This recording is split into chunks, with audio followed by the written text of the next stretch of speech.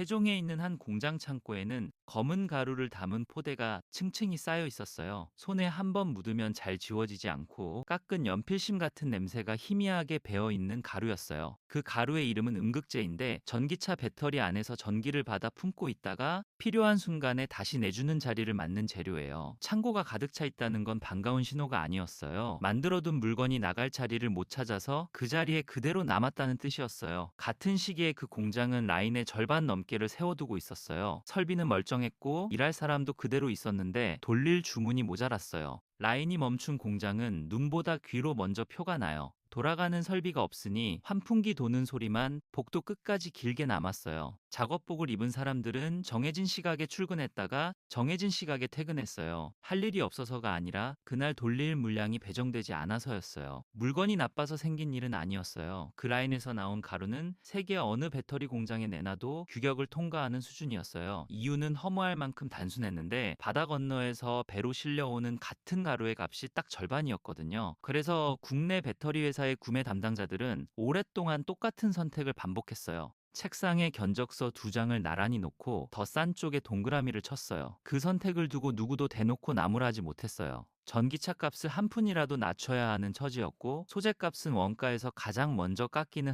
항목이었으니까요. 그러면 그 좋은 국산 가루는 왜 끝내 안 팔렸을까요? 답은 늘 같은 자리에 있었고 그건 처음부터 끝까지 값이었어요. 그런데 재작년부터 그 창고의 풍경이 조금씩 바뀌기 시작했어요. 쌓여있던 포대가 눈에 띄게 줄었어요. 세워뒀던 라인에도 하나씩 다시 불이 들어왔어요. 밤에도 사람이 오가고 추라트럭이 새벽에 도착하는 날이 눈에 띄게 늘었어요. 그리고 2026년 3월 그 회사는 글로벌 완성차 업체와 1조 149억 원 규모의 인조응련 음극재 장기 공급 계약에 도장을 찍었어요. 음극재 사업에 뛰어든 2011년 이후 가장 큰 계약이었어요. 계약 소식이 알려진 날 그 공장 게시판에는 축하 문구가 붙었어요. 몇 해 동안 축소와 조정이라는 단어만 오르내리던 자리였어요. 여기서 아주 이상한 점이 하나 있어요. 그 계약을 따낸 가루는 재작년에 창고에 쌓여있던 그 가루와 완전히 같은 물건이에요. 공정이 새로 바뀐 것도 아니고 값이 갑자기 중국산 밑으로 내려간 것도 아니었어요. 그런데 안 팔리던 물건이 불과 2해 만에 조단위 계약서를 받아왔어요. 무엇이 달라졌느냐면 바다 건너에서 종이 한 장이 새로 만들어진 거예요. 미국이 자기 돈을 누구에게 줄 것인지를 다시 써놓은 서류였어요. 값이 아니라 서류가 셌습니다. 이건 누가 누구를 이겼다는 이야기가 아니에요. 같은 물건의 값이 정해지는 방식 자체가 통째로 갈아엎힌 이야기예요. 저는 이 어긋남이 오늘 이야기의 씨앗이라고 봐요. 물건은 그대로인데 팔리고 안 팔리고가 갈렸다면 시장을 가른 건 물건이 아니었다는 뜻이에요. 이 그림을 설명할 때 저는 늘 자격증 이야기를 먼저 꺼내요. 광산이니 재련이니 하는 말보다 이쪽이 훨씬 정확하거든요. 동네에 20년 넘게 남의 집을 고쳐온 목수가 한 사람 있다고 해볼게요. 손이 빠르고 마감이 깔끔해서 이웃들이 줄을 서서 기다리는 사람이에요. 그런데 관공서가 낸 공사 입찰 공고가 붙으면 이 목수는 손에 자격증이 없다는 이유 하나로 아예 서류조차 낼 수가 없어요. 반대로 현장 경험이 얼마 되지 않는 사람이라도 자격증만 있으면 그 서류는 접수가 돼요.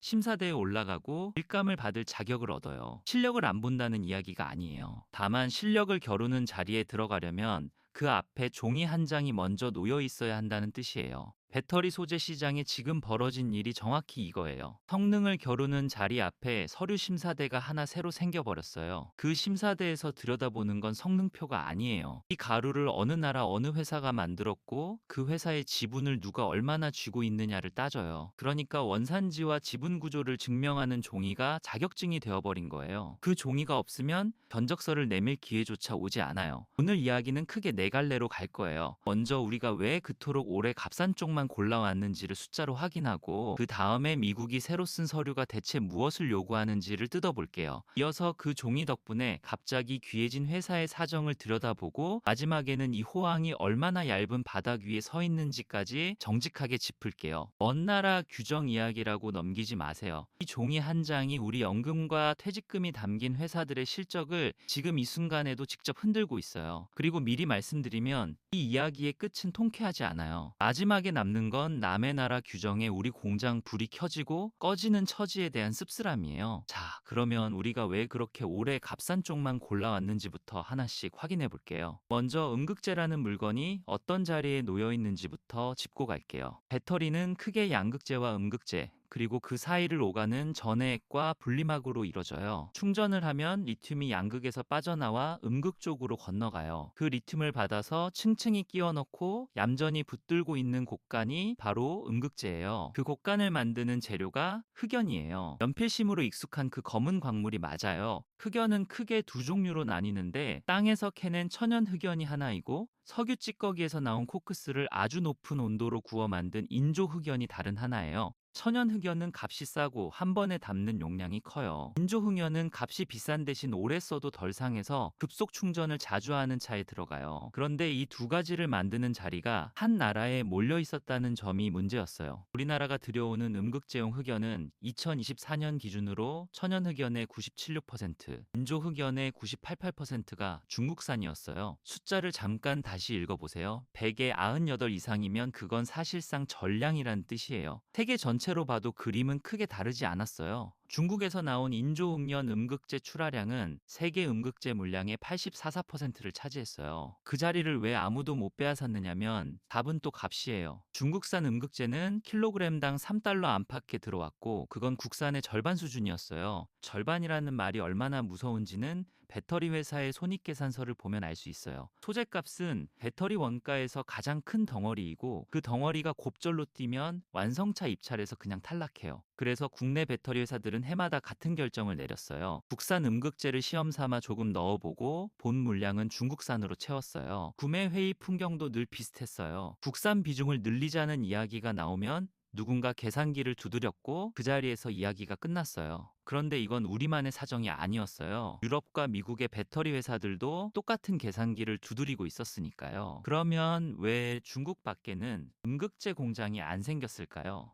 세우려는 시도는 그동안 계속 있었지만 다 짓고 나서 물건을 팔 곳을 못 찾았을 뿐이에요. 오히려 짓다가 멈춘 계획이 더 많았어요. 착공식까지 열어놓고 조용히 사라진 사업도 여럿 있었어요. 그 결과가 어떻게 나타났는지가 잔인해요. 흑연계 음극재를 세계 시장에 파는 국내 기업의 합산 점유율은 이 5%에 머물렀어요. 우리나라가 배터리 강국이라는 말을 그렇게 오래 들어왔는데 정작 그 배터리의 곡간을 만드는 자리에서는 100에 두셋이었다는 뜻이에요. 국내 배터리 소재 회사의 60%가 적자를 냈다는 조사도 같은 시기에 나왔어요. 앞에서 본 세종 공장의 사정도 여기서 나왔어요. 그 공장의 가동률은 40%대까지 내려앉았어요. 2024년 상반기 음극재 매출은 996억 원이었고 이건 한 해 전 같은 기간보다 10% 가까이 줄어든 숫자였어요. 국산화에 성공했다는 발표가 나온 지 몇 해 지나지 않은 시점이었어요. 설비가 없어서 못 판 게 아니었어요. 세종의 천연흑연 음극재 설비는 한 해 7만 톤 넘게 뽑을 수 있는 규모였고 포항의 인조응연 설비도 수천 톤 규모로 서 있었어요. 만들 능력은 다 갖춰놓고 주문서가 없어서 세워뒀다는 뜻이에요. 그 공장의 한 생산부장은 인터뷰에서 자기들을 방파제라고 불렀어요. 그 말이 오래 남았던 이유는 언젠가 파도가 치면 이 설비가 나라를 지킬 거라는 믿음 하나로 버티고 있었다는 뜻이었기 때문이에요. 하지만 그 믿음은 사내에서도 자주 흔들렸어요. 실적 회의에 들어갈 때마다 이 사업을 왜 계속하느냐는 질문을 받아야 했으니까요. 파도가 안 칠 때 방파제는 그냥 콘크리트 덩어리예요. 돈만 먹고 아무 일도 안 하는 것처럼 보이거든요. 값이 아니라 서류가 셌습니다. 다만 그 서류가 나오기 전까지는 값만 셌어요. 하지만 이런 구조는 평상시에만 안정적이에요. 한쪽이 문을 잠그는 순간 나머지 전부가 같이 멈추는 구조거든요. 정작 그 위험을 모르는 사람은 아무도 없었어요. 알면서도 해마다 싼 쪽을 골랐을 뿐이에요. 그런데 이 구도에 처음으로 금을 낸 쪽은 미국 상무부였어요.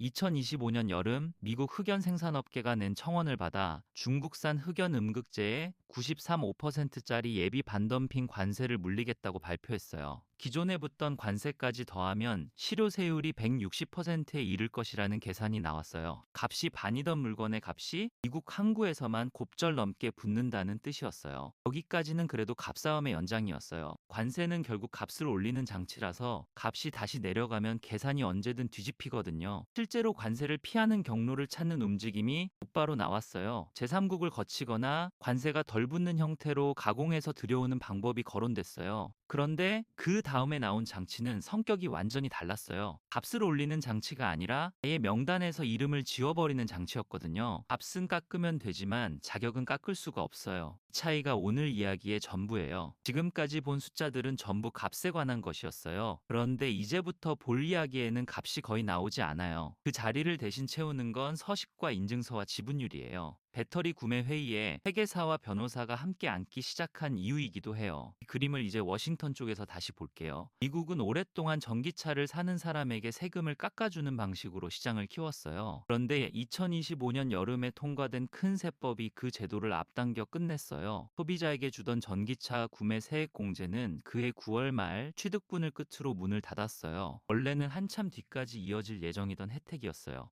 이게 몇 해나 앞당겨 사라졌으니 보조금으로 굴러가던 시장이 그대로 주저앉을 것처럼 보였어요. 실제로 그 소식이 전해진 날 국내 배터리 관련 주가는 나란히 밀렸어요. 미국에 공장을 지어둔 회사들일수록 낙폭이 컸어요. 그런데 같은 법이 다른 쪽문은 오히려 넓혀놨어요. 배터리를 미국 땅에서 만들어 파는 회사에 셀 단위로 얹어주는 제조 세액 공제는 살아남았거든요. 제도를 업계에서는 첨단 제조 생산 세액 공제라고 불러요. 미국 세법 조항 번호를 따서 45X라고 줄여 부르기도 해요. 돈이 나가는 창구가 소비자 지갑에서 공장 계좌로 옮겨간 셈이에요. 그런데 창구를 옮기면서 미국은 그 돈에 조건을 하나 새로 붙였어요. 바로 여기서 오늘의 그 종이가 등장해요. 이름은 금지 왜곡 단체, 영어 약자로는 FEOC나 PFE라고 부르는 규정이에요. 말은 어렵지만 뜻은 간단한데 중국이나 러시아 같은 지정 국가의 정부나 기업이 실질적으로 지배하는 회사를 금지 왜곡 단체로 묶고 그런 곳에 손이 많이 닿은 제품에는 세금 혜택을 주지 않겠다는 거예요. 문제는 그 손이 얼마나 닿았는지를 무엇으로 재느냐였어요. 그래서 미국은 새로운 잣대를 하나 발명했어요. 이걸 물질적 지원 원가 비율이라고 불러요. 제품 원가 가운데 금지 왜곡 단체가 캐거나 만들지 않은 부분이 몇 퍼센트인지를 계산해내는 자예요. 배터리 부품의 경우 올해 파는 물건은 그 비율이 60%를 넘어야 해요. 그리고 이 문턱은 해마다 5%포인트씩 올라가서 2030년에는 85%가 돼요. 한 번 넘고 끝나는 시험이 아니라는 뜻이에요. 매년 문턱이 올라가는 계단이라 왜 붙어도 내년에 다시 서류를 들고 그 앞에 서야 해요. 그런데 이 계산을 도대체 누가 하느냐는 문제가 남아요. 배터리 회사가 자기가 사온 가루의 원산지와 지분 구조를 어떻게 다 안다는 걸까요? 그래서 미국 재무부와 국세청이 올해 2월에 안내 지침을 하나 내놨어요. 문서 번호를 붙여 노티스 2026의 15라고 부르는 자료예요. 핵심은 이래요. 소재를 파는 회사가 우리는 금지 왜곡 단체가 아니라는 확인서를 써주면 그걸 산 쪽은 그 종이를 근거로 세금 혜택을 신청해도 된다는 내용이에요. 이 종이를 공급자 인증서라고 불러요. 그리고 거짓 인증서를 써준 공급 회사는 따로 벌칙을 받게 돼 있어요. 여기서 판이 완전히 뒤집혔는데 이제 소재 회사가 파는 건 가루가 아니라 가루와 그 가루의 신원 증명서를 묶은 한 세트가 됐어요. 값이 아니라 서류가 셌습니다. 지침이 나오자 소재 회사들의 법무팀이 먼저 바빠졌어요. 지분 구조를 도표로 그리고 원료를 어디서 어떤 경로로 받았는지를 단계별로 적어내야 했어요. 인증서 한 장을 갖추는데 몇 달이 걸린 회사도 있었어요. 서류가 곧 납기라는 말이 그 무렵에 나왔어요. 게다가 이 서류는 한 번 써주고 끝나는 종이가 아니에요. 원료 공급처가 하나만 바뀌어도 그 자리에서 비율을 다시 계산해야 해요. 배터리 회사 구매 담당자의 책상 풍경도 그때부터 달라졌어요. 예전에는 견적서 2장을 놓고 골랐는데 이제는 그 옆에 지분 구조도와 원산지 증빙이 함께 올라와요. 담당자가 가장 먼저 확인하는 항목도 바뀌었어요. 예전에는 맨 아래 합계 금액을 봤는데 이제는 이 회사가 누구의 손에 얼마나 잡혀 있는지를 먼저 들여다봐요. 값을 깎아달라는 전화 대신 지분 관계를 다시 설명해달라는 전화가 걸려오기 시작했어요. 같은 구매팀 안에서 오가는 말의 종류 자체가 통째로 달라진 거예요. 한쪽을 골랐다가 인증서를 못 받으면 배터리는 미국에서 세금 혜택을 못 받아요. 셀 하나마다 붙던 지원금이 통째로 날아가는 거예요. 그러면 아낀 소재값보다 잃은 지원금이 훨씬 커요. 그 순간부터 싼 물건은 싼 게 아니라 제일 비싼 물건이 됐어요. 여기서 배터리 회사들이 급하게 찾기 시작한 게 뭐냐면 그 인증서를 써줄 수 있는 음극재 공장이었어요. 중국 자본이 안 들어가 있고 중국 땅에서 굽지도 않은 곳이요. 그런데 세상을 뒤져보니 그런 공장이 정말 몇 안 됐어요. 세계 음극재의 대부분이 중국에서 나오고 있었으니 당연한 결과였어요. 국내로 좁히면 사정은 더 좁았어요. 현계 음극재를 상업 규모로 양산하는 곳은 사실상 한 곳뿐이었어요. 한 곳이 바로 작년에 라인 절반을 세워두고 있던 그 회사였어요. 천연흑연과 인조흑연 라인을 함께 굴리는 국내에서 유일한 회사였고요. 주문이 없어서 놀던 설비가 갑자기 세상에서 가장 귀한 설비가 된 거예요. 물건은 그대로였는데 물건에 붙는 이름표가 바뀌었어요. 지난해 가을에는 글로벌 완성차와 6,710억 원 규모의 천연흑연 음극재 장기 공급 계약이 맺어졌어요. 공급 기간은 2027년 10월에 시작하는 여러 해짜리 계약이었어요. 그리고 올해 봄에 앞에서 본 조단위 인조흑연 계약이 이어졌어요. 그 계약을 합치면 놀고 있던 그 라인에 앞으로 태치 일감이 한꺼번에 채워지는 규모였어요. 계약서에 적힌 조건도 예전과 달라졌어요. 값을 얼마에 되느냐보다 어느 나라에서 어떤 원료로 만들 것인지가 앞쪽 조항에 올라왔어요. 소재 회사의 영업은 값을 깎는 일이 아니라 자격을 증명하는 일이 됐어요. 그리고 그 자격은 하루아침에 만들어지지 않아요. 여기까지만 들으면 기분이 꽤 좋아요. 그런데 이야기를 이 자리에서 끊으면 그건 해설이 아니라 광고예요. 먼저 가장 아픈 것부터 꺼낼게요. 이 판을 만든 건 분명히 미국 규정이지만 라인을 몇 해나 놀려둔 건 다른 누구도 아닌 우리 자신이었어요. 국산화에 성공했다는 발표는 이미 오래전에 나왔어요. 설비도 지었고 인증도 받았고 시제품도 통과했어요. 그런데 정작 사주는 사람이 없었어요. 국내 배터리 회사들이 값이 싼 쪽을 고르는 동안 국산 라인은 절반 넘게 멈춰 있었어요. 기술 자립을 외치는 자리에는 사람이 모였는데 구매 계약서에는 그 말이 한 줄도 안 들어갔어요. 구호는 행사장에 남고 물량은 배를 타고 들어왔어요. 배터리 회사만 나무랄 수도 없어요. 그들도 완성차 입찰에서 값으로 밀리면 계약 자체가 날아가는 처지였고 소재를 비싸게 사면 그 자리에서 손해가 났어요. 그러니까 이건 누가 배신했다는 이야기가 아니에요. 아무도 손해를 안 보려는 합리적인 선택이 모여서 산업 하나를 말려놓은 이야기예요. 그 결과가 세워둔 라인이었고 적자를 낸 소재 회사들이었어요. 그리고 그 몇 해 동안 그 회사에 다니던 사람들은 자기 일이 쓸모없는 일처럼 취급받는 걸 옆에서 지켜봤어요. 더 불편한 사실은 그 습관이 지금도 완전히 사라지지는 않았다는 점이에요. 미국에 들어갈 물량은 서류가 되는 소재로 채우고 그 밖에 시장에 나갈 물량은 여전히 값이 싼 쪽으로 채우는 구조가 남아 있거든요. 그러니까 우리가 국산 소재를 선택한 게 아니라 미국의 팔 물건에 한해서만 선택한 셈이에요. 규정이 닿지 않는 자리에서는 예전의 계산기가 그대로 돌아가고 있어요. 그런데 우리가 스스로 못 만든 수요를 남의 나라 규정이 대신 만들어줬어요. 고맙긴 한데 고마워할 일은 아니에요. 규정이 만든 수요는 규정이 바뀌면 그대로 사라지거든요. 그리고 이 분야의 규정은 실제로 계속 바뀌어 왔어요. 학교는 원산지를 따라가기가 어렵다는 이유로 미국 규정에서 오랫동안 예외 대접을 받았어요. 추적이 불가능한 배터리 재료로 분류돼서 유예 기간이 올해 말까지 붙어 있어요. 유예가 예정대로 끝나면 국산 음극재를 찾는 손이 더 많아져요. 반대로 유예가 한 번 더 늘어나면 지금 잡힌 계획들이 곧바로 흔들려요. 중국 쪽도 사정은 마찬가지인데 중국 상무부는 지난 가을에 인조흥연 음극재와 배터리 생산 설비를 수출 허가 대상에 올리겠다고 공고했어요. 그런데 시행을 하루 앞두고 그 조치를 한 해 동안 멈춰 세웠어요. 하루 만에 판이 열렸다 닫힌 거예요. 양쪽 다 스위치를 손에 쥐고 있다는 뜻이에요. 우리 공장의 불은 그 스위치 옆에 달려 있어요. 값이 아니라 서류가 셌습니다. 다만 그 서류의 유효 기간을 정하는 건 우리가 아니라는 게 문제예요. 미국 안에서도 이 규정을 두고 의견이 갈려요. 산지 요건을 지금 속도대로 조이면 배터리 공장들의 원가가 감당하기 어려운 수준으로 올라간다는 반론이 계속 나오고 있거든요. 반론이 힘을 얻으면 턱이 낮아지거나 시행 시점이 뒤로 밀릴 수 있어요. 그러면 지금 우리 소재가 가진 자격증의 값어치도 같이 내려가요. 여기서 계산이 한 번 더 꼬여요. 인조응연은 코크스를 아주 높은 온도로 오래 구워서 만드는데 과정이 전기를 어마어마하게 먹어요. 흡연화라고 부르는 이 공정에서는 전기요금이 원가의 큰 몫을 차지해요. 그래서 같은 설비를 지어도 전기가 싼 나라에서 구우면 원가가 확 내려가요. 국내에서 굽는 한 이 싸움에선 계속 불리해요. 회사가 전기가 싼 동남아 쪽에 공장을 짓기로 한 이유도 여기에 있어요. 공정을 바꿔 전력 소모를 절반 아래로 낮추는 기술도 연구되고 있어요. 다만 그런 기술은 실험실에서 성공하는 것과 공장에서 안정적으로 돌리는 것 사이의 거리가 아주 멀어요. 그리고 더 냉정하게 볼 대목이 하나 남아 있어요.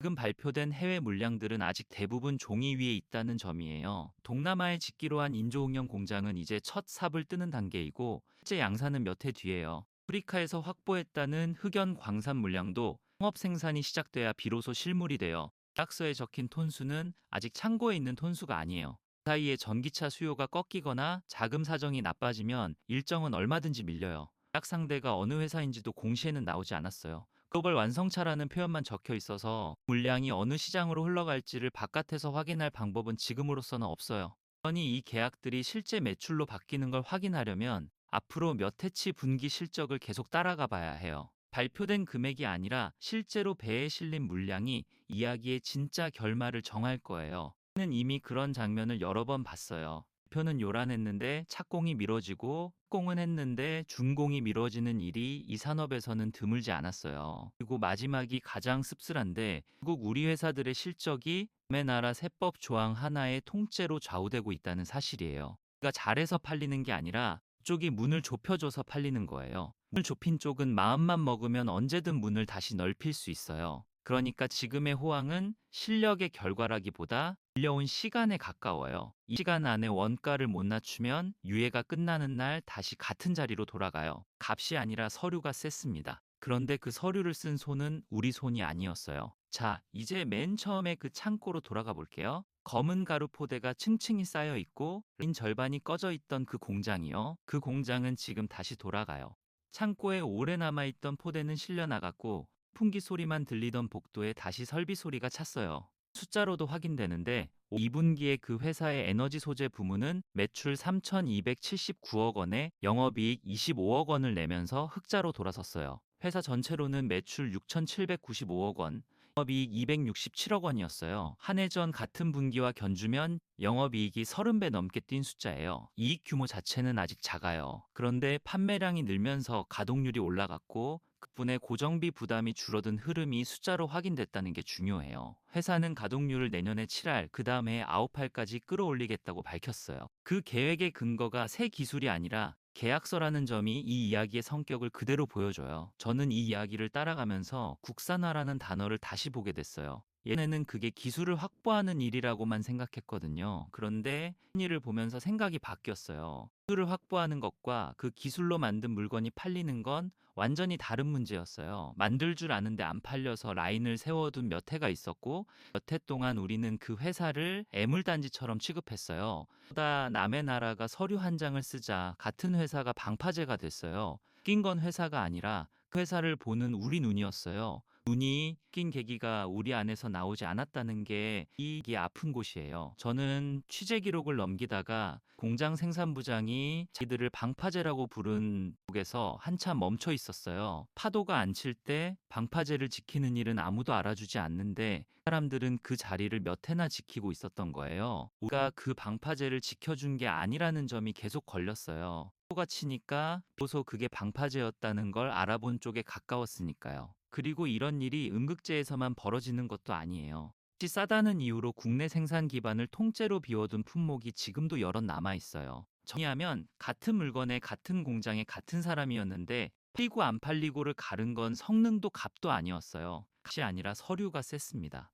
그리고 그 서류는 우리가 아니라 남이 썼어요. 이야기를 여기까지 따라오고 나면 질문이 하나 남아요. 우리는 왜 국산 라인이 절반씩 꺼져 있던 그 몇 해 동안 아무 일도 하지 않았을까요? 값이 반이면 싼 쪽을 사는 게 정답이라고 우리는 배워왔어요. 그러면 그 정답은 정말 정답이었을까요? 만약 미국이 그 종이를 쓰지 않았다면 저 라인은 지금도 꺼져 있지 않았을까요? 힘으로 저 공장을 살릴 방법은 정말 하나도 없었을까요? 자립이라는 말은 대체 누가 정하는 걸까요? 이 문을 좁혀줘야 팔리는 상태를 우리는 자립이라고 불러도 되는 걸까요? 다음의 규정이 또 한 번 뒤집히면 우리는 무엇을 붙들고 서 있어야 할까요? 그때도 우리는 남의 나라 관보를 새로 고침하면서 기다리게 될까요? 이야기를 보시고 눈 하나를 얻으셨다면 오늘 25분은 값진 시간이었을 거예요. 다음에 배터리 소재 뉴스가 나오면 값 대신 서류를 먼저 찾아보시게 될 테니까요. 여러분은 이 호황을 어떻게 보시나요? 실력이 뒤늦게 인정받은 것이라고 보시는지 아니면 잠깐 빌린 시간이라고 보시는지 댓글로 알려주세요. 그리고 규정 한 줄이 산업 하나를 통째로 흔든 다른 사례를 알고 계신다면 그것도 남겨주세요. 다음 이야기의 씨앗으로 삼을게요. 마지막으로 하나만 덧붙일게요. 다음에 누군가 어떤 소재의 국산화에 성공했다고 발표하면 박수를 치기 전에 꼭 한 가지를 더 물어봐 주세요. 그래서 그거 누가 사주기로 했나요? 질문에 답이 없으면 그 성공은 아직 절반도 안 온 거예요.